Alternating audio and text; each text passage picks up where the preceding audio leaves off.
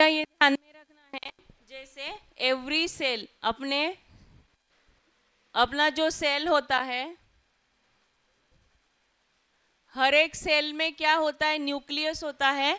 और न्यूक्लियस में क्या प्रेजेंट रहता है बेटा, न्यूक्लियस में रहता है प्रेजेंट डीएनए। क्या प्रेजेंट रहता है न्यूक्लियस में, डीएनए।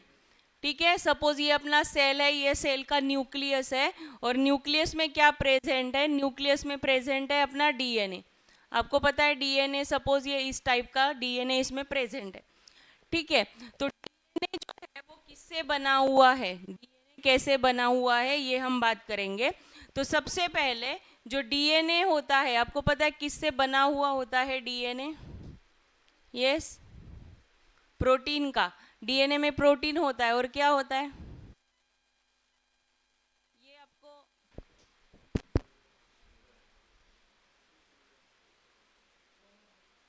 ये क्या है, क्रोमोसोम है। ठीक है, मतलब डीएनए क्रोमोसोम का बना रहता है कि क्रोमोसोम डीएनए का बना रहता है, क्रोमोसोम डीएनए का बना हुआ रहता है। मतलब अगर मैं इसको ऐसे ऐसे थोड़े से इसके सेगमेंट करूं, तो ये वाला जो है ये क्या है अपना डीएनए।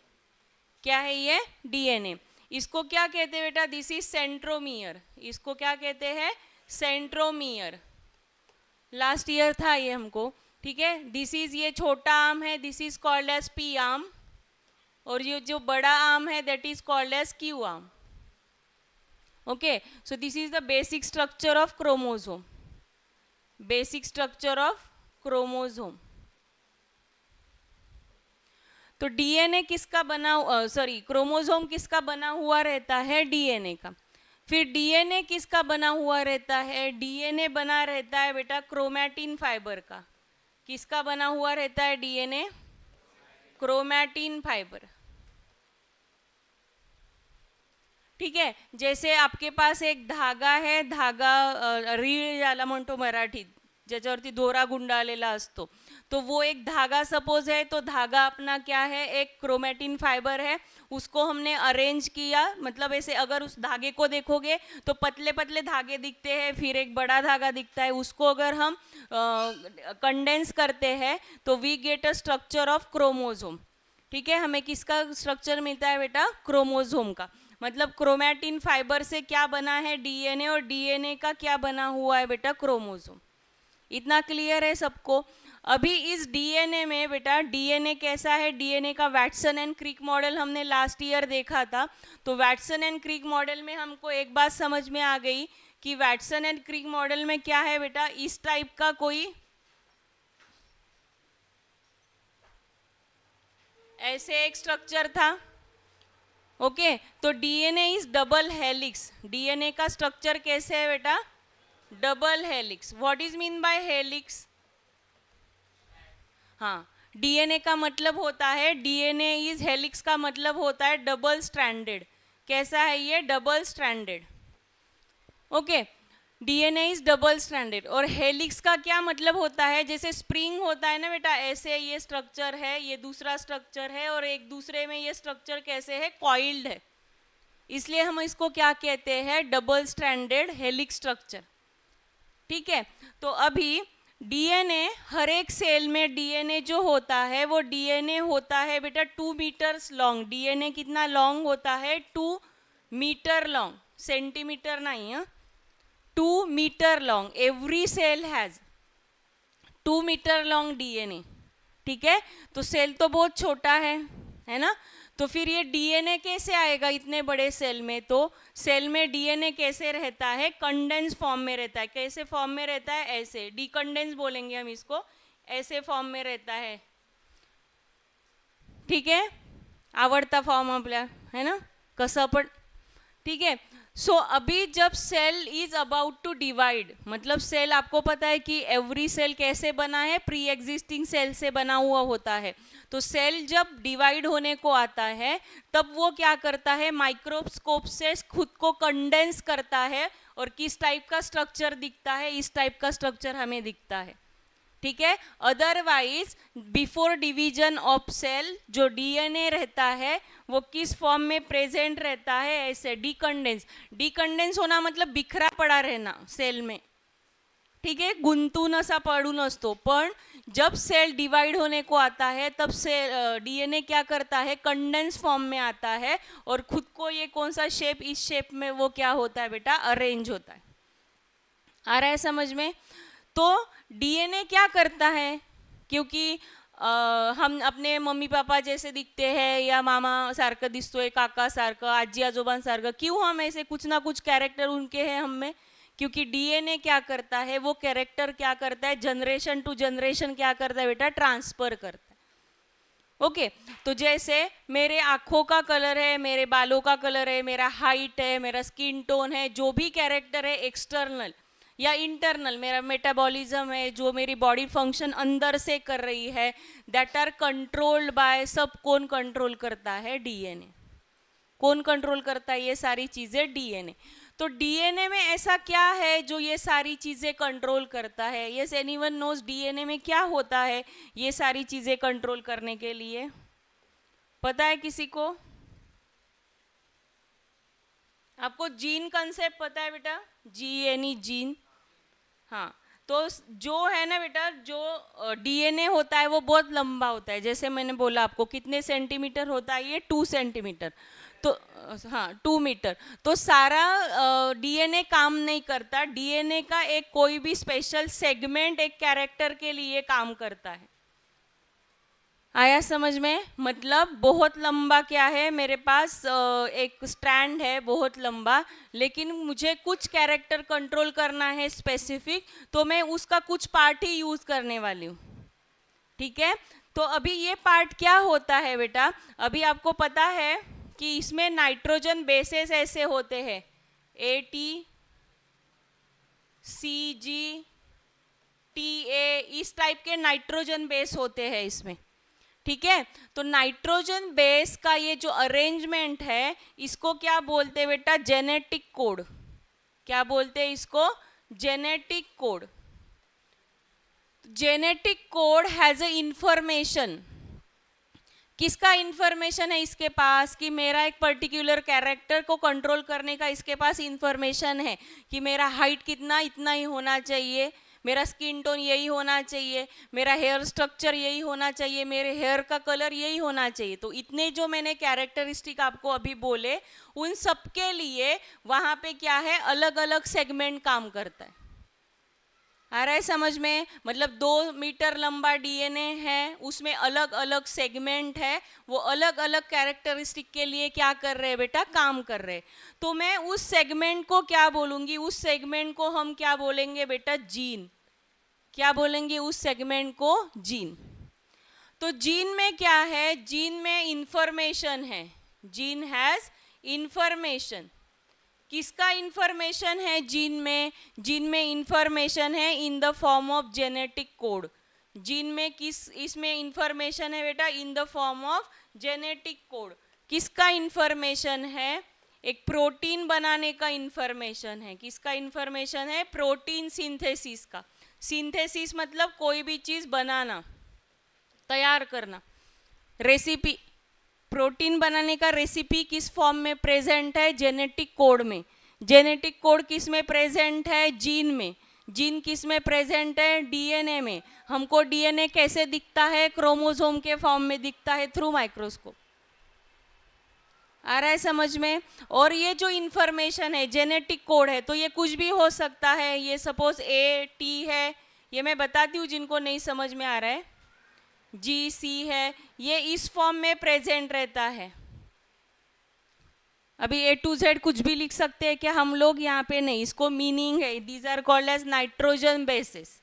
इसको क्या बोलते हैं, नाइट्रोजन बेसिस। ये 4 टाइप के होते हैं।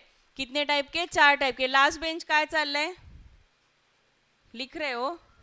अभी यहाँ पे ध्यान दो। 4 टाइप के नाइट्रोजन बेस होते हैं, adenine, guanine, cytosine and thymine. कौन से होते हैं, adenine, guanine, cytosine and thymine. Adenine always pair with thymine, while cytosine always pair with guanine.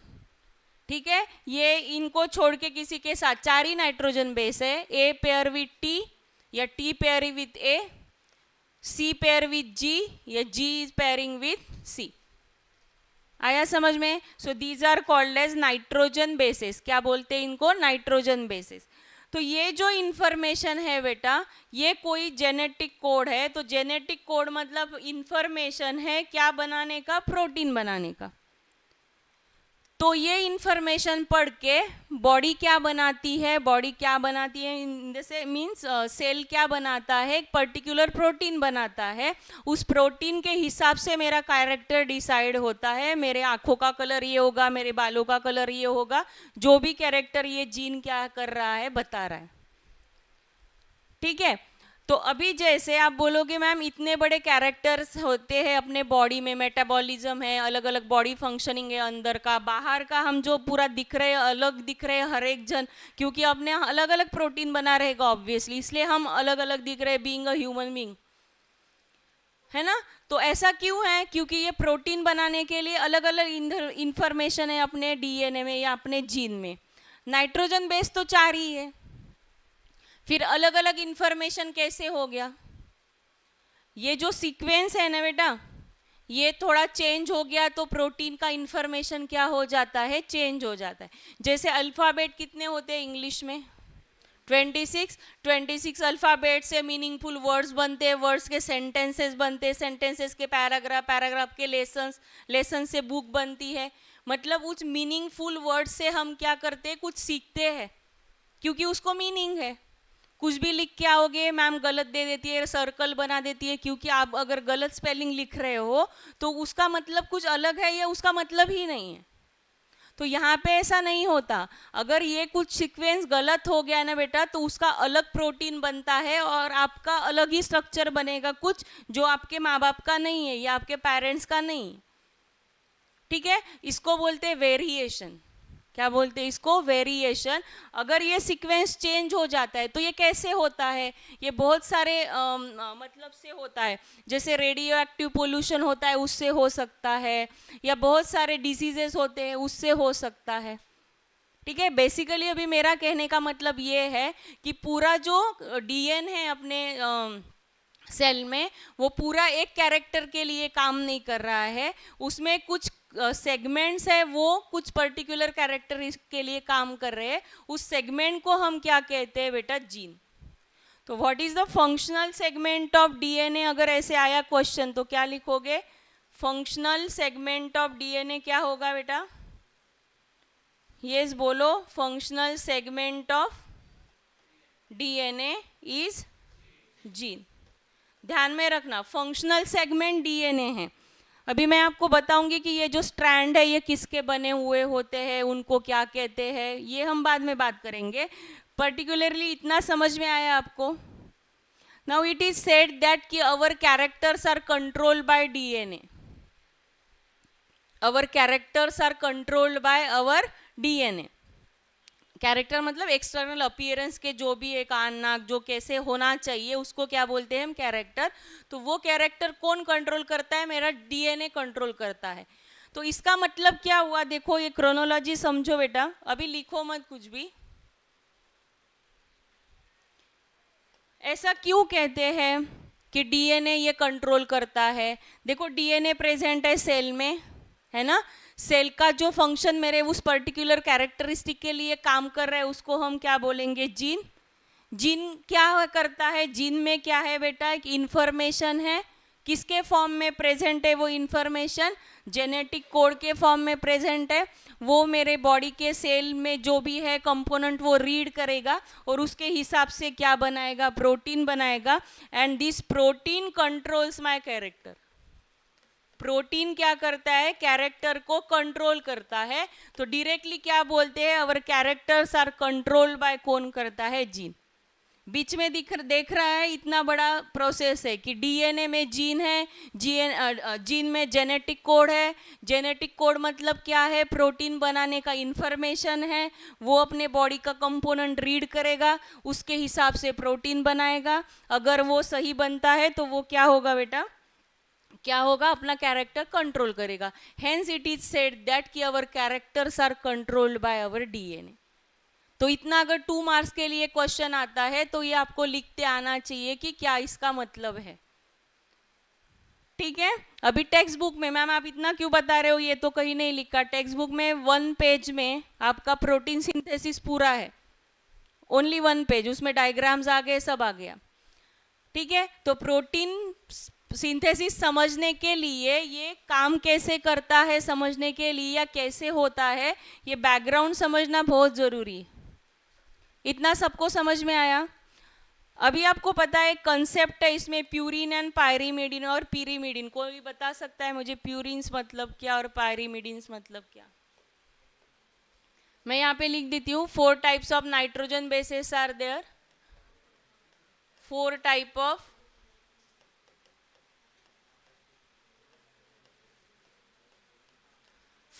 Of nitrogen bases. कौन से होते हैं बेटा वो?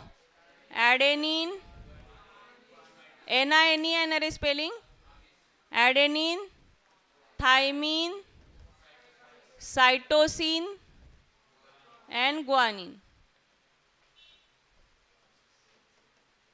स्पेलिंग बघा। अभी इसमें से प्यूरिन कौन है? प्यूरिन कौन है? एडेनिन एंड थाइमीन नहीं बेटा, guanine. Adenine and guanine are called as, क्या बोलते हैं बेटा इसको? Purines. And thymine and cytosine क्या हो गया बेटा? अभी थाइमीन एंड साइटोसिन क्या हो गया? पायरीमिडीन और पीरीमिडीन।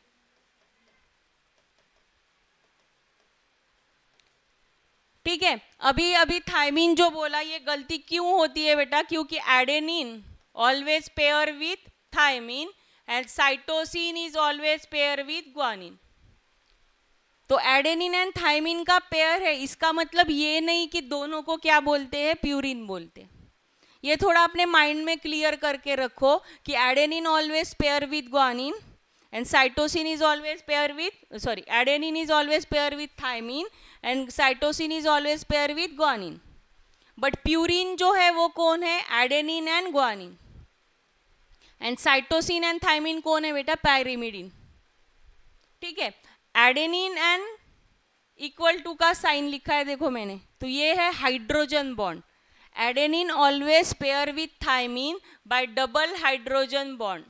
2 हायड्रोजन बॉन्ड होते इसमें। हायड्रोजन बॉन्ड हा वेगळा कॉन्सेप्ट आहे, था फक्त याच्यात लक्षात ठेवा। और इसमें कितने होंगे? 3 है, तो इसको कहते हैं ट्रिपल हाइड्रोजन बॉन्ड। हम ए लिख रहे हैं, टी लिख रहे हैं, सी लिख रहे हैं, जी लिख रहे हैं, बट ये केमिकल है।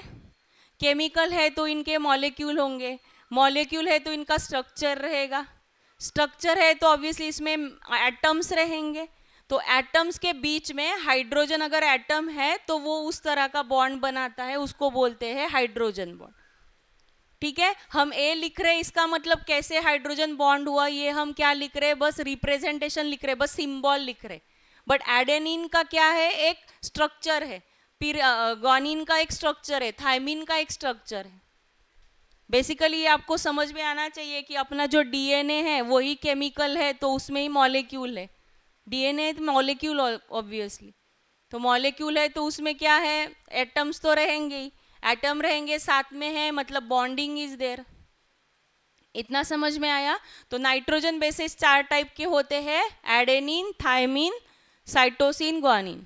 ठीक है, आप ये एडेनिन ग्वानिन साथ में लिख सकते हो, ऐसे लिखना ज़रूरी नहीं है, लेकिन मैंने जानबूझ के ऐसे बताया आपको कि ऐसे ये पेयरिंग ऊपर लिखा तो कैसे हमें लग सकता है कि they are called as purine. तो अपने दिमाग से ये थोड़ा क्लियर कर लो।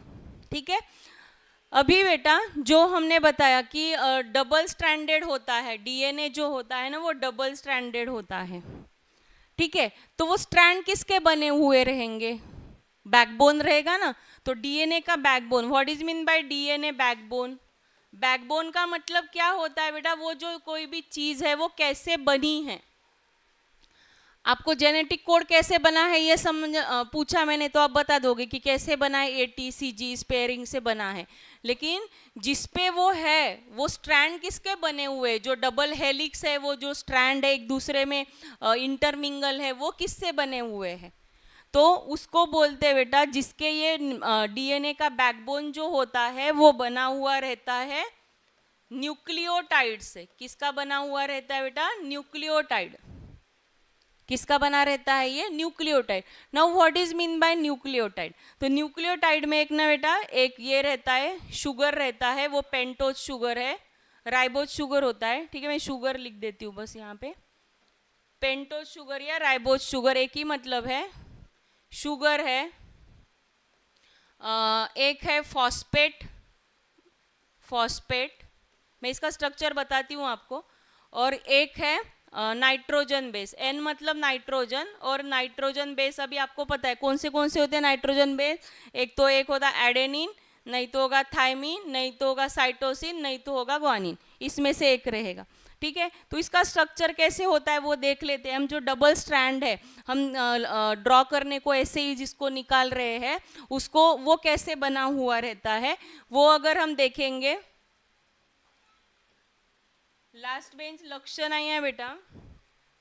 अभी यहाँ पे ध्यान दो, अभी ये सपोज ऐसा स्ट्रैंड है, ठीक है, तो ये स्ट्रैंड पे मैं यहाँ पे P लिख देती हूँ।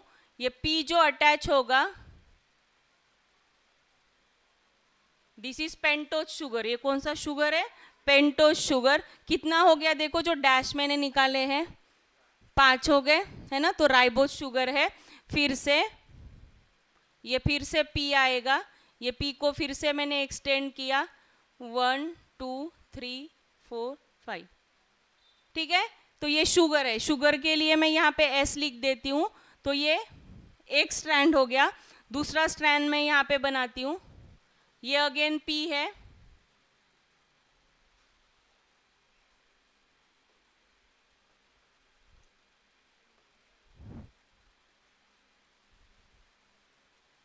P, ये P अगेन,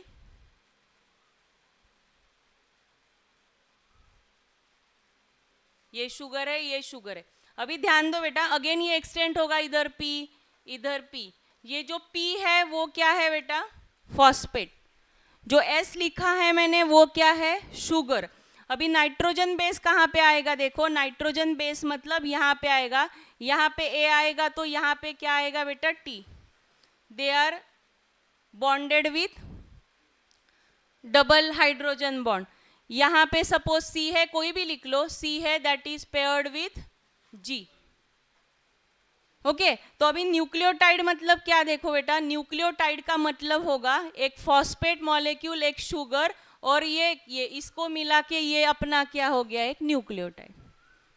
आया समझ में? मतलब डीएनए बैकबोन क्या होता है अगर कोई पूछे आपसे तो न्यूक्लियोटाइड लिखना, जीन नहीं लिखना है।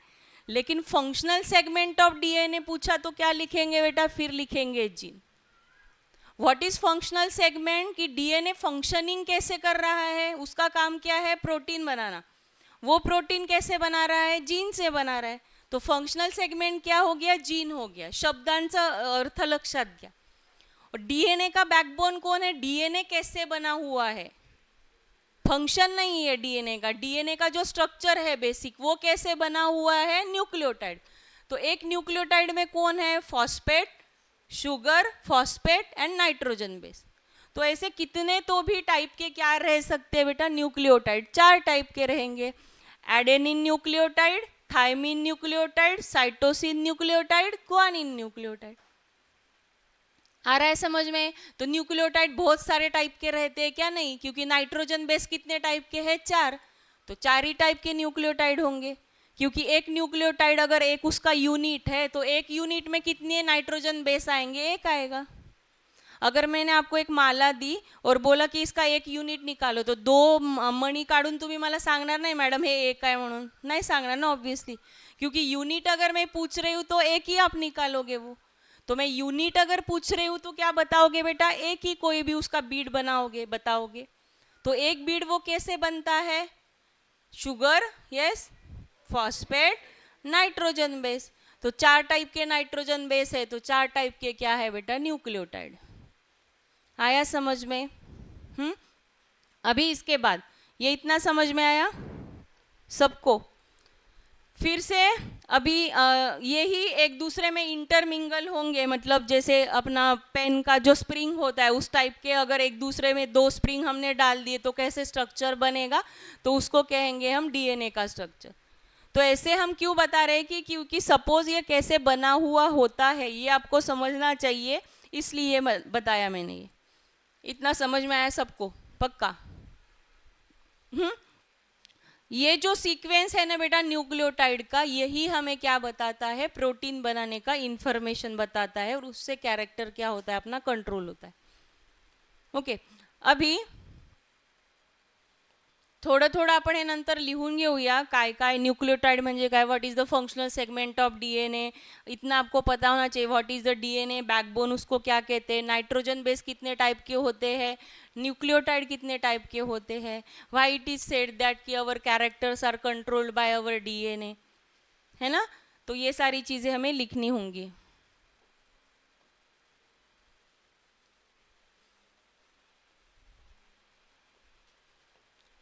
ठीक है, अभी थोड़ा आरएनए के पास आते हैं। What is mean by RNA? ठीक है, अभी आरएनए का, हाँ डीएनए का फुल फॉर्म मैंने पूछा ही नहीं, पता है ना आपको? What is deoxy ribo nucleic acid. ठीक है, डीऑक्सी राइबो न्यूक्लिक एसिड, क्योंकि उसमें राइबोज शुगर होता है मैंने बोला, इसलिए डीऑक्सी राइबो ऐसे बोलते हैं, क्योंकि कॉम्प्लिकेटेड स्ट्रक्चर रहता है उसका। और न्यूक्लिक एसिड क्यों बोलते हैं? क्योंकि जब ये डिस्कवर हुआ तो न्यूक्लियस में ये एसिड है, इसलिए उसको बोला उन्होंने न्यूक्लिक एसिड, क्योंकि न्यूक्लियस में प्रेजेंट है। तो डीएनए कहाँ पे प्रेजेंट रहता है? ऑलवेज न्यूक्लियस में। फिर आरएनए क्या होता है? आरएनए का फुल फॉर्म क्या है बेटा? Ribonucleic acid, ribonucleic acid. It is the second important nucleic acid.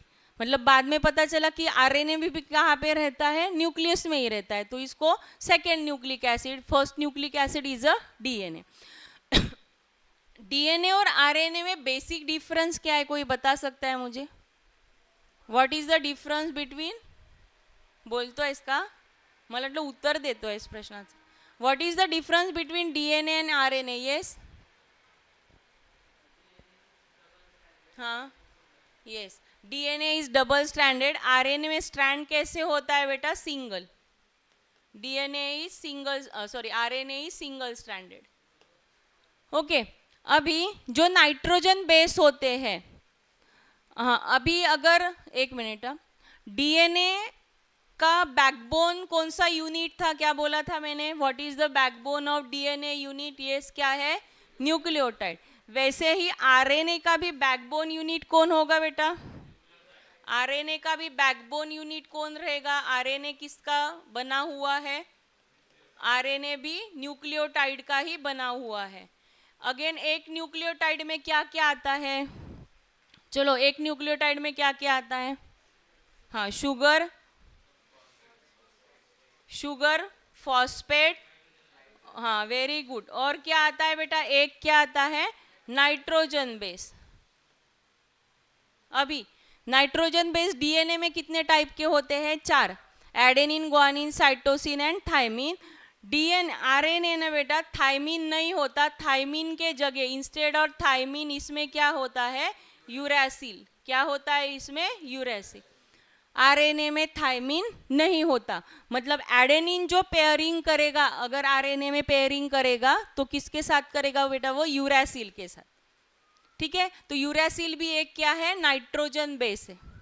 तो यूरेसिल देन क्या हो गया बेटा? और चलो आगे कौन सा होगा? Adenine, adenine, guanine, cytosine.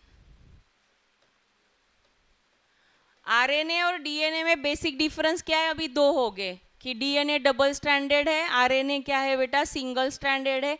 दूसरा डिफरेंस क्या हो गया कि 4 नाइट्रोजन बेस में 3 नाइट्रोजन बेस सेम है। थाइमिन डीएनए में होता है, थाइमिन के जगह यूरेसिल किस में होता है? आरएनए में होता है। इतना समझ में आया सबको? Okay, this is a very common thing between RNA and DNA कि न्यूक्लियोटाइड वही उसके बने हुए होते हैं। क्लियर है सबको? अभी हम देखते हैं कि आरएनए और डीएनए का फंक्शनिंग क्या है। मैंने तो आपको बता दिया कि प्रोटीन बनता है, लेकिन ये बनाता कौन है ये भी इंपॉर्टेंट है ना। प्रोटीन बनाता कौन है पता है किसी को? रेसिपी तो बहुत है अपने पास, बना के देखना भी चाहिए ना। तो प्रोटीन बनाने वाला कोई चाहिए, कुक चाहिए, शेफ चाहिए, तो वो बनेगा व्यंजन। हाँ, राइबोसोम। तो अभी आपको एक चीज पता है कि बेटा डीएनए कहाँ पे रहता है, न्यूक्लियस में, और प्रोटीन कहाँ पे बनता है पता है, साइटोप्लाज्म में। एंड डीएनए को परमिशन नहीं है कि डीएनए कहाँ जा सकता है, साइटोप्लाज्म में। डीएनए कहाँ रहता है, डीएनए कहाँ पे रहता है, न्यूक्लियस में। मैंने क्या बोला, डीएनए कहाँ रहता है, न्यूक्लियस में। प्रोटीन कहाँ पे बनता है, साइटोप्लाज्म में। साइटोप्लाज्म क्या होता है समझ में आता है ना, अगर सेल है तो सेल में न्यूक्लियस है, और न्यूक्लियस के बाहर जो भी लिक्विड है that is called as cytoplasm. मतलब both are residing in cell only, but उनके रूम्स अलग अलग है। डीएनए एक रूम में बंद है, और जो किचन है वो साइटोप्लाज्म है। ठीक है, अभी रेसिपी किसके पास है, डीएनए के पास है। वो बनने कहाँ पे वाला है, दूसरे रूम में बने, किचन में बनने वाला है। वो डीएनए जो है ना, जिसके पास रेसिपी है वो किचन में नहीं जा सकता, रेसिपी तो इसके पास है। फिर ऐसा कोई तो चाहिए जो रेसिपी एग्जैक्ट कॉपी करके क्या करेगा, वो प्रोटीन बनाएगा। एग्जैक्ट कॉपी नहीं की गई तो जिसके लिए वो प्रोटीन बनने वाला है और जिसको वो स्ट्रक्चर देगा, वो स्ट्रक्चर में गड़बड़ हो जाएगी फिर।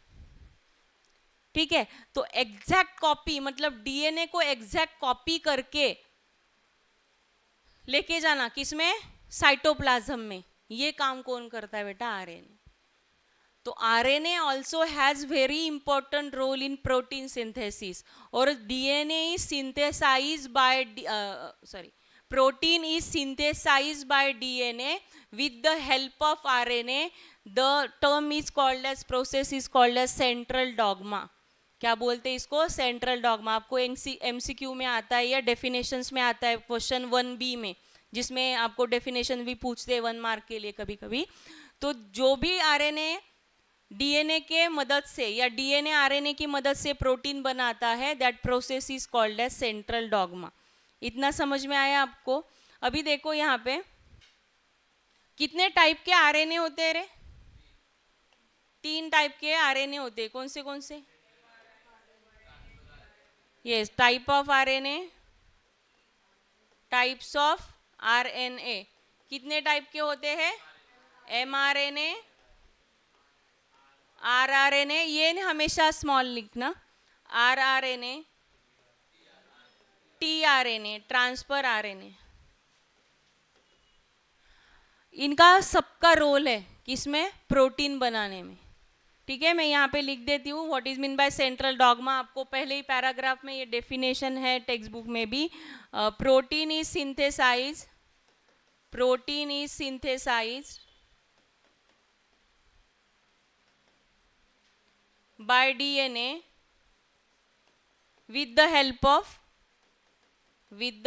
of RNA। इसको क्या कहते हैं बेटा हम, सेंट्रल डॉगमा। मतलब दोनों के भी मीनिंग होने चाहिए इसमें, डीएनए का भी और आरएनए का भी। तो आरएनए ये जो है ना, आरएनए ये तीनों टाइप के आरएनए इसमें काम करते हैं। एमआरएनए भी करता है, आरआरएनए भी और टीआरएनए भी।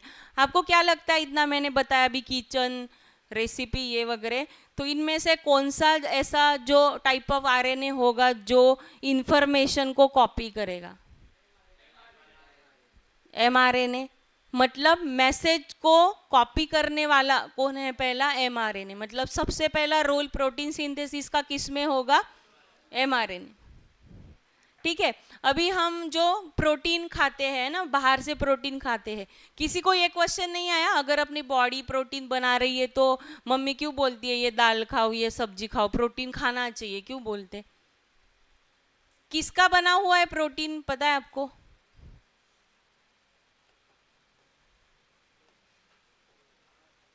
ये ठीक है, आप जो रोटी खाते हो, चावल खाते हो, भाकरी खाते हो, जो भी खाते हो, जो कार्बोहाइड्रेट खाते हो, अपनी बॉडी उसको डाइजेस्ट किस में करती है बेटा, कार्बोहाइड्रेट किस में एब्जॉर्ब करती है अपनी बॉडी, पता है? कार्बोहाइड्रेट का डाइजेशन किस में होता है, कौन से फॉर्म में होता है? चपाती तो अपना सेल एब्जॉर्ब नहीं कर सकता पूरा, है ना, तेल लगाया हुआ है ना, वो तो तेल का काम अलग होगा, उसमें जो शुगर है वो अलग जाएगा, कार्बोहाइड्रेट है वो अलग जाएगा। अभी जो कार्बोहाइड्रेट है उसका जो ये होता है ना, आफ्टर द डाइजेशन किस में होता है, ग्लूकोज।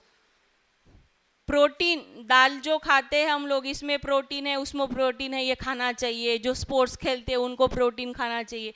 तो प्रोटीन का डाइजेशन किस में होता है बेटा? अमीनो एसिड में। ए एसिड मतलब अमाइनो एसिड। और जो हम फैट्स खाते हैं, जो बिल्कुल कम खाना चाहिए, जो सबसे ज़्यादा रहता है अपने खाने में, तेलकट, ठीक है, तो वो उसका कन्वर्जन होता है अपने बॉडी में फैटी एसिड्स और ग्लिसरॉल में। ये सब लगेगा आपको नेक्स्ट इसमें, ये बेसिक है सब। नेक्स्ट लिविंग ऑर्गेनिज्म वाला है ना कुछ, क्या है वो, part 1 part 2 second third chapter, ठीक है। इतना समझ में आया? अपनी बॉडी सबसे ज़्यादा एनर्जी कहाँ से निकालती है बेटा? ग्लूकोज से। सो फिर से आते हैं कि इसका इससे क्या मतलब है, नहीं तो दूसरे चैप्टर में चले जाएंगे हम लोग। प्रोटीन एंड अमाइनो एसिड, अभी आपने प्रोटीन खाया, उसका कन्वर्जन आपने बॉडी ने किस में किया बेटा? प्रोटीन खाया, किस में किया? अमीनो एसिड में। आपकी बॉडी प्रोटीन बनाने वाली है, किससे बनाएगी? ऑब्वियसली अमीनो एसिड से। रेसिपी है सबकी, रेसिपी बुक है अपने पास, सब है, कैसे किया हुआ है। इंग्रेडिएंट नहीं है तो वो रेसिपी बनेगी क्या? वो बनेगा नहीं बनेगा, जो भी बनाने वाले वो आप। तो प्रोटीन बनाने की रेसिपी जीन में है, सब हो गया, आरएनए ने सब कर दिया ट्रांसफर, वो रीड कर लिया, सब किया, लेकिन अमीनो एसिड ही आपके पास नहीं है, तो वो प्रोटीन नहीं बना सकता। इसलिए प्रोटीन अपनी बॉडी बनाती है, इसके लिए भी हमें क्या खाना चाहिए? प्रोटीन खाना चाहिए बाहर से, तब वो अमीनो एसिड में कन्वर्जन होगा। और वो अमीनो एसिड अगर एबंडेंट फॉर्म में रहेगा तो अपनी बॉडी अच्छा प्रोटीन बना सकती है। आप बोलोगे मैम अभी तो मेरा हेयर स्ट्रक्चर डिसाइड हो गया, कलर हो गया, हाइट हो गया, अभी क्यों बनाएगी प्रोटीन? है ना? तो बॉडी में बहुत सारे ऐसे भी फंक्शनिंग है, ओनली हम बाहर से दिखते हैं उतना ही नहीं, अंदर से भी अपनी बॉडी फंक्शन कर रही है। अलग अलग कैरेक्टरिस्टिक अंदर भी है, जो सबके अलग अलग काम कर रहे हैं कैरेक्टरिस्टिक। सबका मेटाबॉलिज्म अलग होता है, सबका वेट लॉस करने का, वेट लूज करने का जो एक टेंडेंसी होता है बॉडी का, हर एक का अलग होता है। तो ये सब किस पे डिपेंड करता है बेटा? ये सब किस पे डिपेंड करता है? प्रोटीन पे डिपेंड करता है। आ रहा है समझ में? तो अभी ये जो अमीनो एसिड है, सही अमीनो एसिड लेके जाने का काम कौन करेगा बेटा? Transfer RNA. कौन करेगा? Transfer RNA. और जो साइट प्रोवाइड करेगा एक्चुअल प्रोटीन सिंथेसिस के लिए साइट चाहिए ना, यहाँ पे ये बनाना है, साइटोप्लाज्म में साइट कौन प्रोवाइड करके देगा बेटा? आरएनए। काम समझ में आया? एग्जैक्ट इंफॉर्मेशन कॉपी करने का काम किसका है? एमआरएनए का। साइट प्रोवाइड करने का काम किसका है बेटा? आरआरएनए का। और जो अमाइनो एसिड है, तो अमाइनो एसिड ना बिखरे पड़े हुए हैं। जैसे एज्यूम करो आप कोई रेसिपी बना रहे हो और आपको पता नहीं है कि किचन में क्या कहाँ रखा है, तो आप मम्मी की मदद लोगे कि ये कहाँ है, वो कहाँ है, वो आपको लाके देंगे किचन के यहाँ तक, टेबल तक, वो जो भी है काउंटर तक, ठीक है। तो जो मम्मी अपना डब्बे लाने का काम कौन कर रही है ना, एग्जैक्ट जो चाहिए इंग्रेडिएंट, वो है टीआरएनए। है किचन में सब, मतलब साइटोप्लाज्म में सब अमीनो एसिड है, लेकिन कौन सा इंग्रेडिएंट चाहिए आपकी रेसिपी बनाने के लिए, मतलब वो अमीनो एसिड पिक करने का, लाने का काम कौन करेगा बेटा? टीआरएनए। इंटरेस्टिंगली पढ़ोगे तो इंटरेस्टिंग है, नहीं तो very important topic.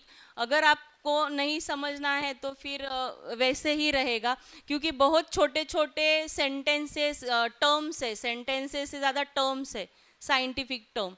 Transcription, translocation, ऐसे। तो ट्रांसक्रिप्शन क्या है, ट्रांसलोकेशन क्या है, ठीक है, यस। तो ऐसे सेंट्रल डॉगमा है, हाँ, छोटे छोटे बहुत सारे इसमें टर्म हैं, तो इसको थोड़ा लिख लेते हैं बेटा हम लोग। एक बुक बना लो साइंस 2 के लिए, थोड़ा थोड़ा ही लिखा है मैंने इसमें, आपने भी वैसे ही आपको समझ में आए उस फॉर्म में लिखना है।